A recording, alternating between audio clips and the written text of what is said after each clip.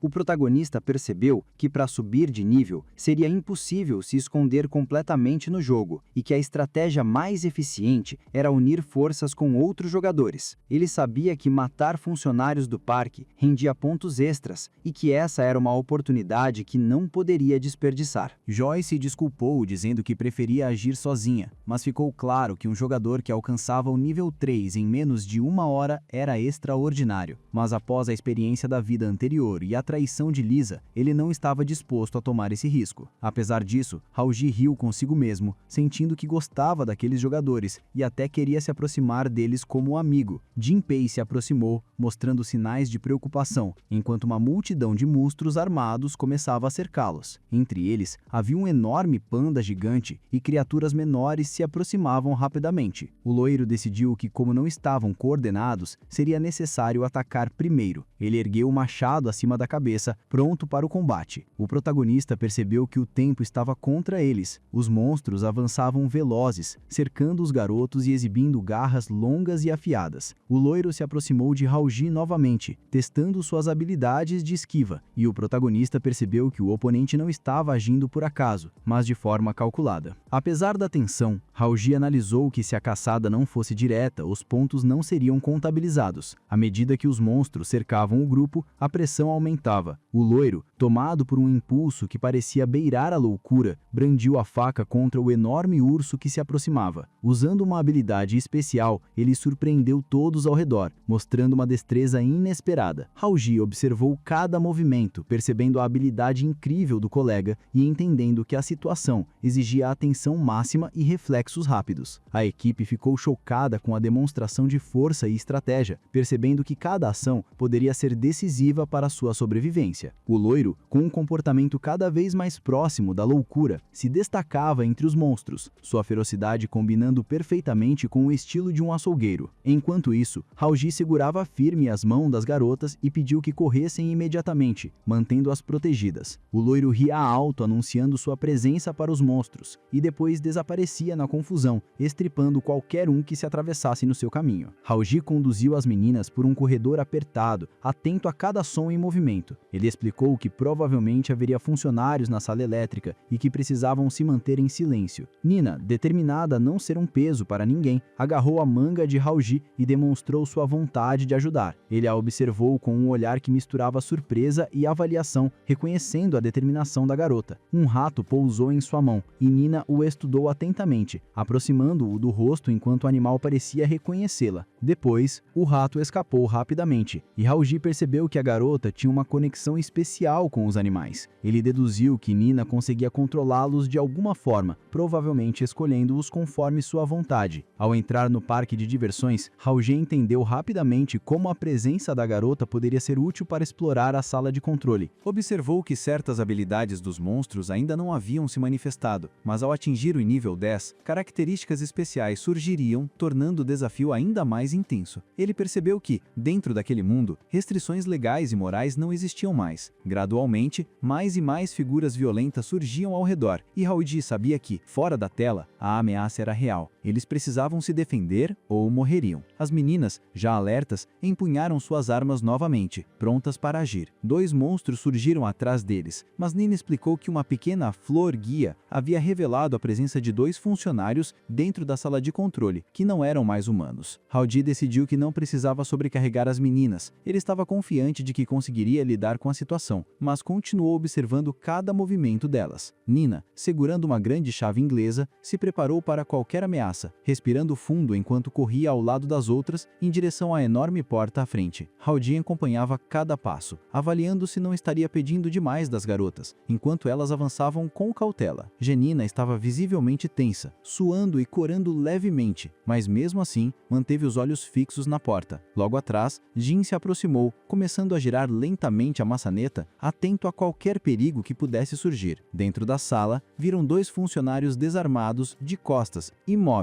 Ao pegarem os martelos, a garota percebeu imediatamente que não eram pessoas comuns. Jinpei, com a determinação de quem já havia lutado para sobreviver, avançou contra um dos oponentes e desferiu um golpe poderoso com o martelo, mirando com precisão. Cada movimento dela mostrava força e confiança. Ela não era alguém que hesitava ou duvidava de si mesma. O protagonista observava enquanto ela atacava, lançando olhares firmes e calculados enquanto o martelo girava pelo ar antes de acertar o peito do inimigo. Um clarão dourado surgiu explodiu no impacto, e o homem foi arremessado para longe. A chave inglesa foi lançada contra o segundo inimigo, arrancando um dente, enquanto garras afiadas se projetavam daquele monstro feroz. Kenina se juntou à luta, balançando sua chave com precisão para ajudar Jin. De repente, uma horda de ratos enormes apareceu, seus olhos vermelhos brilhando no escuro. Eles atacaram os inimigos, devorando-os pedaço por pedaço, e o protagonista percebeu a utilidade da habilidade de Nina. Jinpei cerrou os punhos, que começaram a brilhar com raios dourados, e lançou um ataque poderoso, fazendo o sangue do inimigo jorrar. Ela manteve a postura firme, concentrada, enquanto Nina eliminava outro funcionário, permanecendo perto dos corpos. Ambas receberam pontos de experiência, e o impacto disso a surpreendeu. Jinpei se sentou, ainda surpresa pelo efeito de seu ataque, apertando o peito ao olhar para o homem caído. Nina se abaixou para acariciar o rato que os ajudara, e ele parecia responder com gratidão silenciosa. O protagonista, atento, informou que restavam apenas 15 minutos para o fim do jogo, lembrando a todos que aquele mundo era um apocalipse traiçoeiro, cheio de perigos e assassinatos. Ele perguntou se as meninas iriam acompanhá-lo. Ginny, com expressão decidida, se juntou a ele, e Nina também confirmou que iria junto. A habilidade da garota se mostrou essencial. Sua presença permitia que ele planejasse os próximos passos sem precisar protegê-la constantemente. Com essa determinação, ele estendeu a mão e todos se tocaram, fazendo um pacto silencioso de permanecer juntos. Enquanto isso, na rua, os mesmos eventos continuavam. O homem loiro seguia eliminando funcionários sem piedade. Agora estava ao lado do corpo da garota, segurando uma faca coberta de manchas de sangue escarlate. Ele refletia sobre como seria difícil acompanhar os outros. Seu corpo já mostrava sinais de cansaço, considerando que havia matado mais de 10 pessoas. A tensão aumentava, pois pontos podiam ser trocados por itens para melhorar a constituição e faltavam apenas 10 minutos para o fim. Ele não tinha tido tempo para se divertir ou explorar mais a situação. O protagonista e seus aliados estavam na rua, enfrentando monstros repugnantes e perigosos que surgiam constantemente. Um vilão se aproximou de Joji com a faca levantada, pronto para atacar, mas o garoto se esquivou com agilidade e, em um movimento certeiro, acertou o inimigo na cabeça com toda a sua força. Dois outros adversários avançaram contra Jin, empunhando espadas afiadas e frias, mas a garota não hesitou. Pegou uma chave inglesa de metal e a balançou com precisão, acertando a cabeça de um dos oponentes, que voou para longe. Sem perder tempo, ela continuou atacando com força, decidida a acabar com eles. Enquanto isso, Nina usou suas habilidades especiais para se comunicar com os animais. Uma série de cães ferozes e predadores foi liberada contra os vilões, que gritaram de dor enquanto as presas se cravavam em seus pescoços. Augie explicou que, à medida que subiam de nível, as fases futuras do jogo se tornariam proporcionalmente mais difíceis, geralmente 1 ou 2 níveis acima do atual. Ele acrescentou que aquele parque de diversões funcionava como um tutorial. Os funcionários eram marcados e qualquer violência contra eles seria considerada misericórdia por parte dos desenvolvedores. E Nina sorriu, mostrando que compreendia tudo com clareza. O menino explicou que já tinha experiência com videogames e que a mecânica e as regras do jogo seguiam a mesma lógica que ele conhecia, tornando a situação um pouco mais familiar, mesmo em meio ao caos e à violência. No parque de diversões existiam cerca de 200 funcionários espalhados, e eliminar cada um deles valia impressionantes 10.000 pontos de experiência. O nível máximo era 10, mas alcançar esse patamar na Vila dos Novatos seria um desperdício de recursos. Em sua vida anterior, ele já sabia que defender os outros, especialmente pessoas comuns desarmadas, concedia experiência extra. O problema é que após a metade do jogo, a dificuldade para ganhar pontos aumentava exponencialmente. O ganho de experiência se tornava quase astronômico. Se alguém se destacasse logo no início, as possibilidades se tornavam muito variadas, o que era totalmente inaceitável para outros jogadores. Ele pensou consigo mesmo que gostaria de ter lido o enredo do jogo com atenção na vida passada. O protagonista explicou às meninas que elas já sabiam caçar funcionários e que a próxima informação seria crucial. A maioria dos jogadores era formada por salvadores do mundo, ou seja, pessoas destinadas a ajudar os fracos. Ele queria deixar isso claro de maneira direta. Matar funcionários concedia experiência, mas o objetivo subjacente do jogo era era salvar vidas. A missão era descrita de forma que eles entendessem que, com a equipe do Vale da Felicidade perseguindo turistas, as vítimas poderiam se esconder ou lutar. A pergunta era: como sobreviver sem serem forçados a agir? A decisão ficava nas mãos de cada um. Ele continuou explicando que, durante o jogo, poderiam protegê-los, mas em partidas futuras poderiam ter divergências. Além disso, matar membros da própria raça subtraía pontos, enquanto eliminar outras raças não afetava a pontuação. Ele não teve tempo de explicar detalhadamente, então apenas pediu que elas se lembrassem da lição. Jin assentiu, mostrando que entendia tudo. E Janina também demonstrou confiança no julgamento do protagonista. Então, sem perder tempo, ele pegou sua arma e começou a avançar, chamando as meninas para segui-lo. Pelo caminho, ele acertava inimigos um por um, pedindo para que não esperassem e corressem para frente. As meninas não ficaram para trás. Cada uma atacava com punhos firmes, aumentando a força a cada golpe. Os animais liberados por Nina continuavam a atacar, cravando presas nos pescoços dos adversários, que gritavam de dor e terror enquanto sangravam. O grupo avançava determinado, enfrentando os inimigos malignos que surgiam, sem hesitar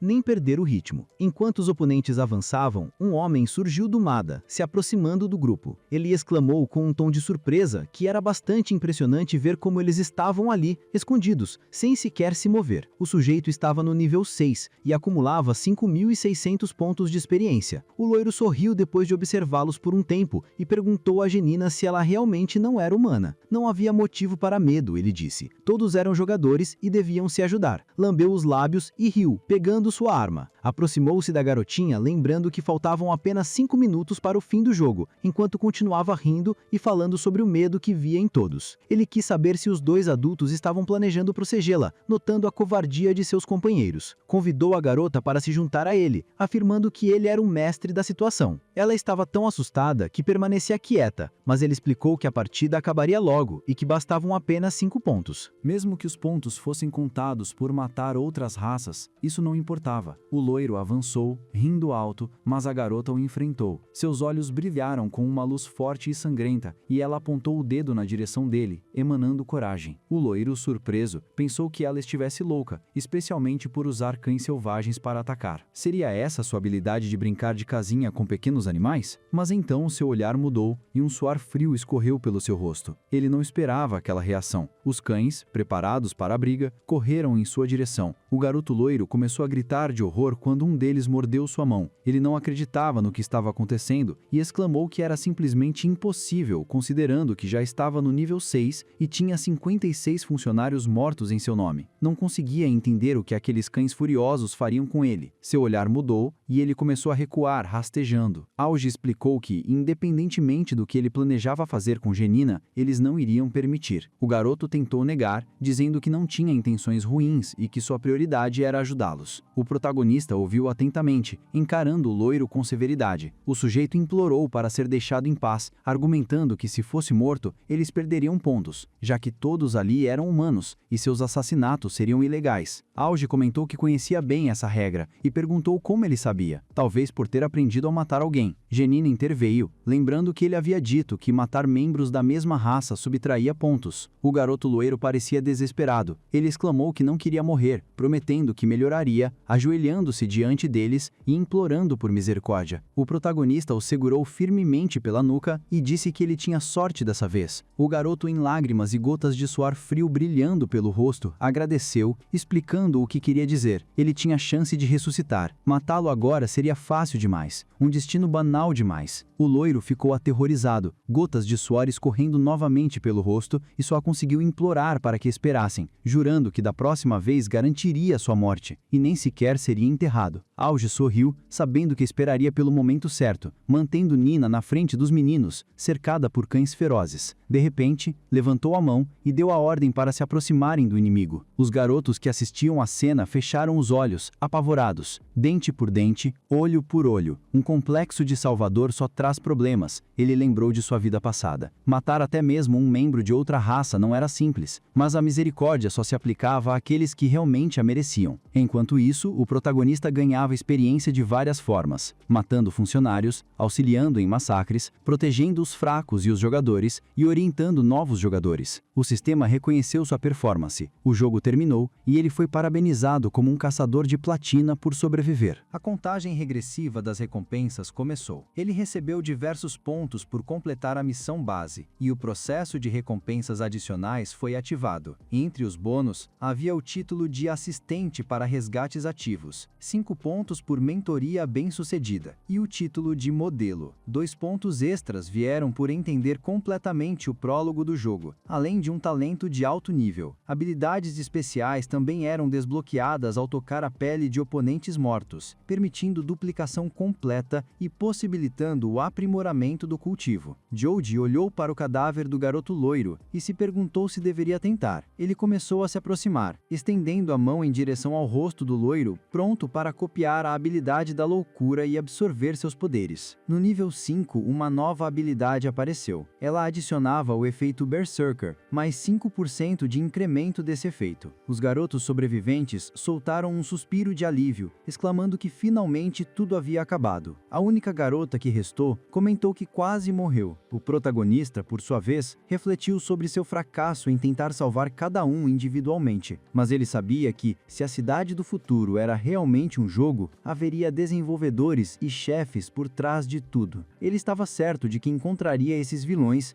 Jin comentou que já estava no nível 7. Além da recompensa básica de 5 pontos, ela tinha 3 pontos extras e ainda estava pensando no que fazer com eles. Jin informou ao garoto que ele havia alcançado o nível 6. Audi explicou que eles precisariam resgatar todos os pontos de experiência extras na próxima partida e que não havia motivo para pressa. Assim que fizessem login, a dificuldade do jogo se ajustaria automaticamente. Jin sorriu e disse que havia adquirido uma nova habilidade. Audi, observando, comentou que a garota confiava demais nele. Contar a todos não era uma boa estratégia. Algumas recompensas eram habilidades secretas e deveriam permanecer assim, a não ser que fosse alguém do clã. Ele não esperava tanta sorte vinda dela. Aquela habilidade poderia ser uma recompensa inicial do jogo, ou algo completamente diferente, fruto de alguém orquestrando tudo nos bastidores, alguém que parecia gostar dele. Nina, encantada, perguntou se poderia se juntar ao clã e se teria permissão para integrar a equipe dele. Audi respondeu que seria fácil. Se ela realmente quisesse, ele enviaria um convite e ela teria apenas que aceitar, mas alertou que ela deveria ser cautelosa, pois a força do clã era crucial e teria grande influência em seu desenvolvimento futuro. Jin disse que queria se juntar ao clã não apenas pela ajuda, mas também por causa de Wutong.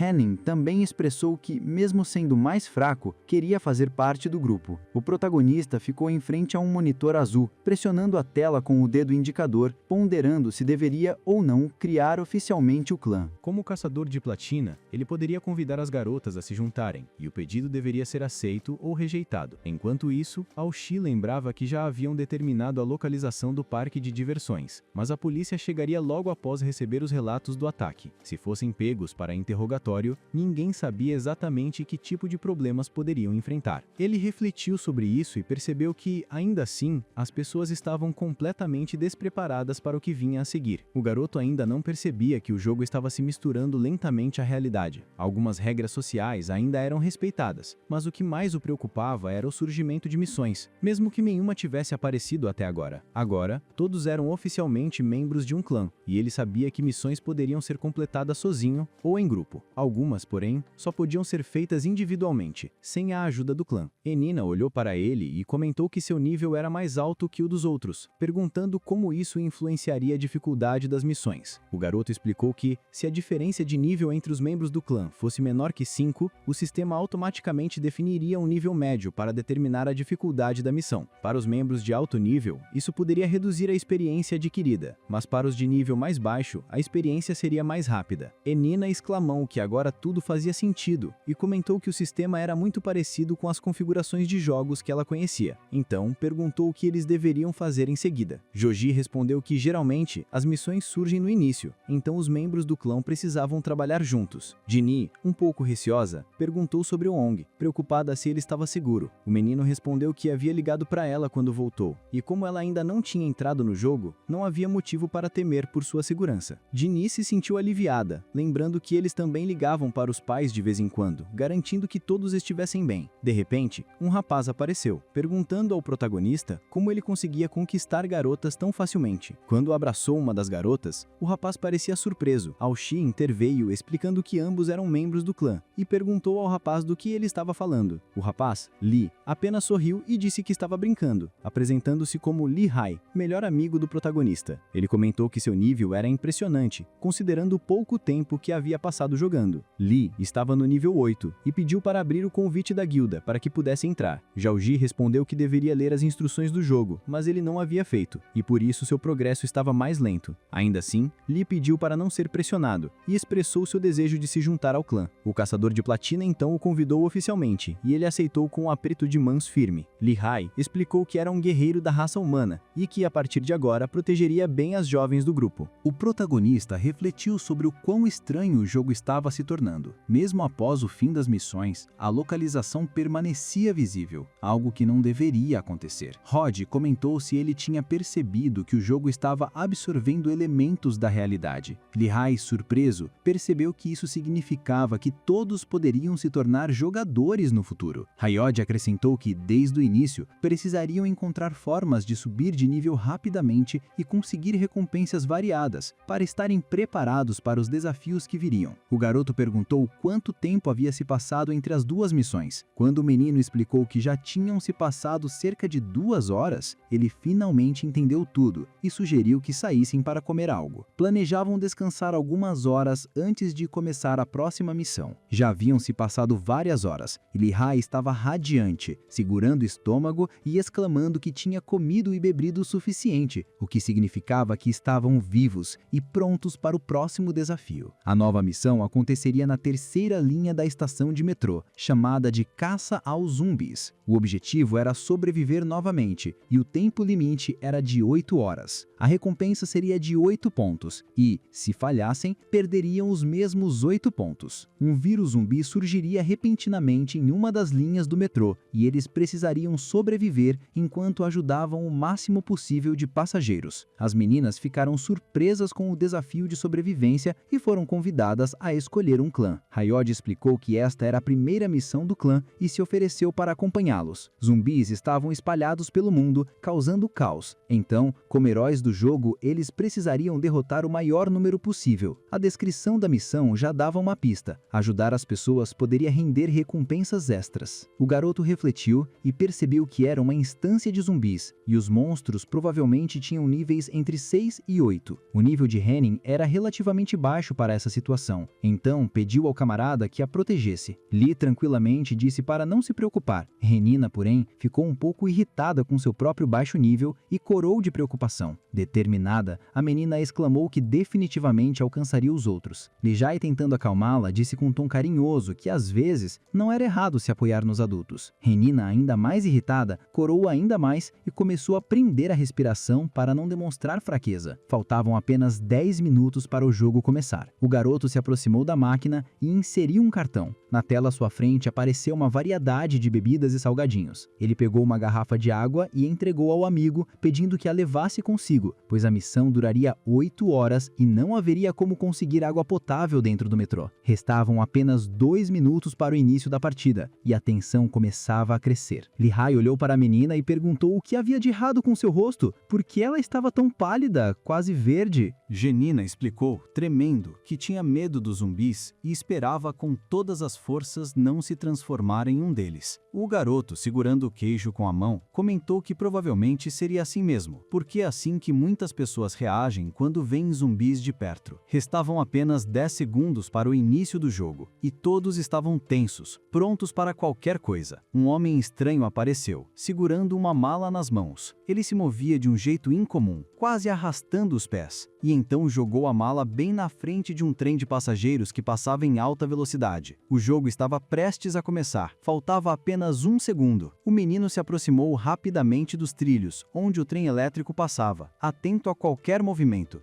O protagonista permanecia firme, os pés afastados para manter o equilíbrio, enxugando o suor que escorria pelo rosto. De repente, outro zumbi começou a se aproximar sorrateiramente e ele ouviu um barulho bem perto do ouvido. Com um movimento rápido e preciso da mão, estava pronto para reagir ao ataque iminente. O garoto agarrou o zumbi pelo rosto e o empurrou para trás com força. Com um impulso, jogou o monstro no chão e começou a desferir golpes tão poderosos que o sangue voava para todos os lados. Lehigh exclamava enquanto derrubavam os zumbis onda após onda, mas eles continuavam reaparecendo e o tempo parecia voar. Jim percebeu que já haviam eliminado vários jogadores pelo caminho. Pensou nas regras. Os jogadores tinham 2 vidas e na primeira vez que morriam, não se transformavam em zumbis como as pessoas normais. Isso eliminava uma boa parte dos problemas. Ainda assim, sobreviver 8 horas apenas enfrentando zumbis comuns seria fácil demais. Alguma surpresa ainda estava por vir antes do final. De repente, um dos garotos gritou que seu mundo parecia estar desmoronando. Lehigh comentou que provavelmente já havia visto muitos filmes de zumbis, mas não havia como negar. Aquele mundo estava realmente caindo aos pedaços. Um dos meninos perguntou se eles seriam protegidos. Não queria morrer ou se transformar em zumbi. Outro explicou que tinha esposa e filhos esperando em casa e que não queria que sua vida terminasse ali. A garota estava apavorada e pediu para ser salva. Jinpei respirou fundo e explicou que, contanto que todos seguissem suas instruções, fariam um máximo para protegê-los. Pediu que todos se acalmassem, garantindo que o fim do jogo estava próximo. Um dos garotos, ainda nervoso, não parecia se acalmar. Ele comentou que os monstros surgiram do nada e talvez fossem apenas cobaias de algum experimento. A garota olhou para ele com tristeza e disse que estava enganado. Aquilo não era brincadeira nem experimento. Algi então se dirigiu ao homem e disse que se ele estava tão preocupado, poderia enfrentar a situação sozinho. Pediu à menina que o deixasse passar. O garoto, confuso, perguntou se ele assumiria a responsabilidade pelo que estava acontecendo. O homem se virou para os outros ao redor e pediu apoio. Era assim que as coisas funcionavam ali. Os garotos ao redor se entreolharam, observando tudo em silêncio. Lehigh sorriu e comentou que parecia ser o único completamente maluco ali. O homem então perguntou se eles não tinham medo de serem destruídos e pediu que se juntassem a ele rapidamente. A menina, ainda segurando uma criança, perguntou se ele poderia protegê-los. O garoto não sabia o que dizer, apenas o encarou. Algi comentou que um sujeito como aquele, mais cedo ou mais tarde, acabaria estragando tudo. Para que ninguém sofresse por sua causa, ele precisaria ficar quieto. Mas o homem não era cruel. Com um sorriso presunçoso, garantiu que não mexeria com ele, pelo menos por enquanto. Meia hora após o início da partida, Janina olhou para o irmão e perguntou se ele tinha notado algo estranho. Os zumbis pareciam ter parado de aparecer. O garoto respondeu que sim, mas pediu para que todos continuassem atentos. Ele conferiu o monitor para ver quantos zumbis já haviam sido derrotados e quanta experiência cada um tinha ganho. O clã estava avançando em uma masmorra e a experiência era compartilhada entre todos. Quanto maior o nível, menos experiência se recebia. Mas ali havia zumbis sem parar, o que permitia basicamente ficar parado e derrotar os inimigos com relativa facilidade. Antes que pudessem relaxar, uma nova onda surgiu. Zumbis começaram a aparecer destruindo pedras ao redor, arrancando línguas e exibindo olhos vazios e sangrentos. Suas línguas longas e repugnantes, junto com corpos grandes e deformados, lembravam sapos verdes gigantes. Um dos garotos gritou que aquilo não podia estar acontecendo. Estavam diante de um monstro de elite. Outro confessou que estava sem forças, achando que seu fim havia chegado. O protagonista, firme, explicou que aquela era apenas a última onda e que se rendessem agora, perderiam a chance de sobreviver. O tal monstro de elite estava apenas no nível 10, sem nada realmente a temer. Janina, no entanto, exclamou que o monstro era terrivelmente feio. Lehigh perguntou por quê, e ela respondeu que não se referia à criatura, mas sim a um homem gordo que a assustava. Lee riu e disse que enquanto ela não se deixasse dominar pelo medo, tudo ficaria bem. Caso tivesse medo, poderia deixá-lo cuidar do grandalhão e proteger todos ao redor. Janina, não querendo depender de ninguém, cerrou os punhos, determinada a enfrentar os zumbis sozinha. Ela explicou que carregava esse medo desde a infância e lágrimas começaram a brilhar em seus olhos. Os meninos, confiantes, empunharam suas armas prontos para atacar. À frente deles, um zumbi gigante e glutão se aproximava. aproximava, um verdadeiro monstro de elite. Ele mordia as cabeças dos inimigos, espalhando sangue por todos os lados. Os garotos notaram algo estranho. O monstro parecia absorver membros de sua própria espécie. Será que tal mecanismo realmente existia em uma masmorra? O sistema então informou ao caçador de platina que a gigante não poderia continuar absorvendo indefinidamente e que era necessário observar os indicadores de crescimento rápido. Lehigh comentou que poderia usar o painel do sistema de maneira estratégica, mas outro amigo alertou que não era hora de estudar detalhes, era hora de agir. Ele planejou encontrar um jogador capaz de usar fogo para queimar tudo e sugeriu que a equipe agisse separadamente, dividindo as forças para enfrentar o monstro. O parceiro de Lehigh perguntou quem tinha habilidades de ataque baseadas em fogo. Um dos garotos de óculos, segurando o celular, disse que escolhera um mago de fogo. Lehigh explicou que todos os cadáveres, humanos ou zumbis, precisavam ser reduzidos a cinzas e perguntou ao menino se ele tinha entendido. O garoto respondeu que a incineração demoraria muito. Lehigh então observou que o gigante subia de nível cada vez que devorava algo e começou a atacar um inimigo após o outro, aproximando-se do monstro. Ele perguntou quem mais se sentia capaz de lutar com ele. Um dos rapazes, confuso, perguntou quem ele era. O outro admitiu que não sabia, mas achava o sujeito muito confiante e decidiu acompanhá-lo. Todos estavam diante do chefe e ainda não sabiam exatamente como agir. O monstro, enorme e maligno, estendeu a mão ameaçadoramente em direção ao garoto, mas o protagonista surgiu por trás e acertou o chefe na cabeça com um punho certeiro. Lehigh, frustrado, exclamou que o monstro não caía, seria necessário romper sua defesa primeiro. Ele então sorriu e explicou ao parceiro que quebrar a defesa era justamente sua especialidade. Além disso, ele tinha um novo relacionamento com mulheres. Ele avançou golpeando o monstro com toda a força de sua arma, enquanto suas condições e atributos se fortaleciam ainda mais e sua experiência em masmorras crescia exponencialmente. Os seus amigos ficaram curiosos e perguntaram se Lei era o apelido de alguma amiga. Lehigh explicou que inicialmente pensou em algo aleatório, mas o protagonista logo alertou a amiga para ficar atenta às habilidades do chefe. Lehigh, ainda irritado, pediu para que ela parasse de gritar, mas a Ode apenas sorriu e confirmou que compreendia a situação, o que acabou deixando o parceiro ainda mais tenso. Enquanto isso, o monstro verde e maligno se aproximava, destruindo tudo. Pedras voavam em todas as direções. Ele teve que saltar para escapar de um golpe certeiro. Ele comentou, rindo, que era fácil quebrar a defesa do inimigo, usando os fundamentos da exploração de masmorras, quebrando armaduras, causando dano consistente e concentrando ataques no chefe. Eles mostravam que não estavam apenas jogando. O sistema alertou que era hora de parar de conversar e focar no objetivo principal, derrotar o monstro e subir de nível. Os meninos avançaram contra o monstro maligno atacando de todos os lados, mas, de repente, o monstro verde agarrou um dos garotos e o lançou contra as pedras com força total. O menino de óculos comentou que não teria tempo para lidar com aquilo. Havia cadáveres demais ao redor. O protagonista então chamou Jin e indicou o pescoço do monstro, explicando que ali era seu ponto fraco. Jinpeia, confiante, avançou ainda mais rápido em direção ao monstro. O garoto comentou sobre a situação, rindo, e disse que havia esquecido o apelido da Jin. Ela se aproximou da cabeça do monstro com precisão e velocidade impressionantes. Os olhos da criatura brilharam com uma luz sangrenta, mas Jinpeia permaneceu firme, cerrando os punhos. Um clarão dourado explodiu quando ela atingiu o pescoço do monstro com um cotovelo. O monstro cambaleou e caiu de bruços sobre as rochas. Jin sorriu e disse ao caçador de platina que seu nome era Batsy, e o garoto garantiu que nunca esqueceria aquele apelido. Faltava apenas 1 minuto para o fim da masmorra. Lehigh, ainda segurando o machado, respirava com dificuldade. Já haviam enfrentado zumbis enormes e saudáveis que se aproximavam cada vez mais rápido. O protagonista avaliou a situação e disse que estavam quase concluindo a masmorra. Finalmente, a masmorra longa chegou ao fim. Os resultados começaram a ser calculados. 7 pontos foram gastos, 7.000 pontos de experiência ganhos, 105 zumbis eliminados e 30.500 pontos de experiência obtidos. O protagonista refletiu que tudo estava mais rápido do que em sua vida passada, quando havia alcançado o nível 20 e agora poderia escolher suas próprias masmorras. Ele percebeu que o segredo era farmar apenas em masmorras com itens-chave, garantindo vantagens claras sobre os outros. Como reconhecimento por seu comando decisivo, o garoto recebeu o título de estrategista e uma recompensa de 4 pontos. Seu segundo talento também entrou em ação. Tocar um inimigo concedia habilidades. O chefe sendo considerado inimigo, ele testou a habilidade no monstro gordo. gordo e adquiriu a habilidade de explosão, capaz de detonar cadáveres em um raio de 1,5 metros. A utilidade era absurda. Matar um inimigo e jogá-lo em meio a uma multidão de monstros causava uma reação em cadeia devastadora. O garoto sorriu satisfeito com o resultado. Lehigh comentou que tudo já tinha acabado, mas Algi avisou que a entrada principal estava cercada por funcionários e policiais. Se saíssem por ali, seriam detidos para interrogatório. Seria mais seguro passar pelo túnel. As meninas, curiosas, começaram a perguntar sobre o caminho. As meninas perguntaram ao protagonista se ele sabia o caminho, mas ele balançou a cabeça, admitindo que não sabia. Lehigh comentou que esperava que não fosse um problema, afinal eles ainda nem tinham saído e a masmorra já havia atualizado tudo. Ju tranquilizou, dizendo que não seria tão rápido. Explicou que o túnel os levaria à próxima estação, onde poderiam trocar de linha e descer imediatamente. Nina olhou para o protagonista e confirmou que aquela era a estação Nanquim. Howdy comentou que a estrada parecia boa, e ela quis saber exatamente o que estava acontecendo. Enquanto as crianças viajavam de trem, Gege perguntou os níveis de todos. Quando ouviram os números, Genina ficou brava. Seu nível ainda era apenas 15. O garoto pediu a Jean que fosse primeiro ao hospital e esperasse lá, preocupado que Button ouvisse as notícias e ficasse alarmado sobre o que aconteceria logo após a masmorra. Howdy pediu ao amigo que o acompanhasse e fosse direto para o dormitório. Lehigh ficou curioso sobre os planos do protagonista, que explicou que queria explorar masmorras sozinho. Lehigh ficou surpreso, questionando o sistema que normalmente não atribuía tarefas individuais. Howdy explicou que, após o nível 20, algumas masmorras se tornavam acessíveis para jogadores solo. Ele teria que esperar até completar as masmorras da guilda, enquanto os outros apenas observavam seu progresso. Lehigh ficou espantado com a rapidez do avanço, e Howdy comentou que isso mostrava a importância de considerar o panorama geral e esperar pela sorte. À frente, eles passaram por um shopping na Ning Road. O protagonista se lembrou. Saindo do lençol e virando à esquerda, havia lavanderia. Ali estava a entrada da masmorra escondida. Rapidamente, ele abriu a porta e entrou no corredor. Era uma masmorra de nível 18, o território do Lobo de Gelo. Cada monstro isolado dava pouca experiência, mas os grupos se espalhavam rapidamente, oferecendo oportunidades para farmar pontos cortando o terreno sem parar. O protagonista avançou, atravessando a neve fria e logo avistou lobos brancos como a própria neve. Com uma adaga de aço afiada na mão, equipada com uma ponta especial, ele pulou o mais alto que pôde e ativou o talento oculto da classe assassina. Aproximando-se de um lobo, que o encarou assustado, ele cravou a faca no pescoço da criatura com toda a força. Um dos lobos caiu, e os outros recuaram assustados, fugindo pela neve. O protagonista parou por um instante, observando a situação e preparando-se para o próximo ataque. O protagonista pediu aos outros que não se apressassem, mantendo a calma. Os lobos começaram a se aproximar dele, buscando proteção, suas presas brancas brilhando tanto quanto a neve ao redor. Ele sorriu, esperando o momento certo para atacar. Com um movimento rápido, ativou o método de explosão. Uma onda poderosa de luz e fogo irrompeu, iluminando o lobo morto e todos os outros ao redor. A explosão lançou os lobos para o alto e os espalhou, em várias direções. Howdy já havia eliminado muitos deles e acumulado uma quantidade impressionante de pontos de experiência. O protagonista observava atentamente a mesa de experiência, vendo o número de pontos crescer rapidamente. O caminho à sua frente parecia azul e claro, e ele continuava avançando, derrubando os lobos brancos, enquanto seus gritos e rosnados ecoavam na neve manchada de sangue. Cada morte rendia mais experiência, e a neve branca se tingia de vermelho a cada ataque. Com outro movimento, ele provocou uma grande explosão lateral. Pedras voaram e o caos se espalhou. Horas se passaram e ele observava a mesa. Seu nível havia subido para 26. O cronômetro indicava que faltava pouco para o chefe aparecer. À sua frente, surgiu o imponente líder da matilha, o Lobo Alfa, branco como a neve, enorme e poderoso. O protagonista abriu os braços, animado, pronto para o confronto. Ele ativou a raça secreta de dragão, sabendo que tinha dois objetivos: farmar experiência e lutar sem ser incomodado. O enorme lobo atacava de forma traiçoeira e cruel, mas o protagonista desferia golpe após golpe, aproximando-se cada vez mais. Com um último ataque esmagador, ele lançou o lobo do alto de um penhasco de gelo. Feliz, observou que a raça dos dragões estava totalmente dominada, imbatível. O sistema notificou o fim do ataque. Recompensas começaram a ser calculadas. Ele recebeu um pergaminho raro, pontos de bônus e atingiu oficialmente o nível 26. Surpreso com o seu progresso, Jalgi riu, lembrando que havia falhado antes sem nem subir de nível, chamando-se de fraco. Decidido a melhorar, O protagonista usou seu talento de cópia e adquiriu a habilidade Uivo de Gelo, que emite ondas sonoras geladas em um raio de 15 metros, desacelerando inimigos e aumentando seu poder de controle em batalha. A habilidade que ele acabara de pegar podia evoluir ainda mais. Decidiu que era hora de largar o farm e voltar ao hospital. Quando entrou no quarto, encontrou a menina deitada, e Jean também estava por ali. Ao vê-lo, ela chamou: "Irmão!" E cara, ele não segurou as lágrimas. Correu até ela e abraçou com força, murmurando que tinha demorado, mas que agora estava ali. Ela sorriu meio boba e comentou que ele já tinha passado por ali antes. Ele, preocupado, quis saber se machucava quando a abraçava, e ela respondeu rindo que, claro, não. Depois perguntou a Jean se Butong já sabia de tudo. Jean explicou que tinha dado só uma ideia do que rolava, e Butong, claro, ficou desconfiada no começo, mas percebeu rapidinho que não tinha mentira ali. O protagonista olhou para a menina e prometeu, com toda a convicção do mundo, desta vez, ninguém ia machucá-la. E, pela primeira vez, ela realmente acreditou.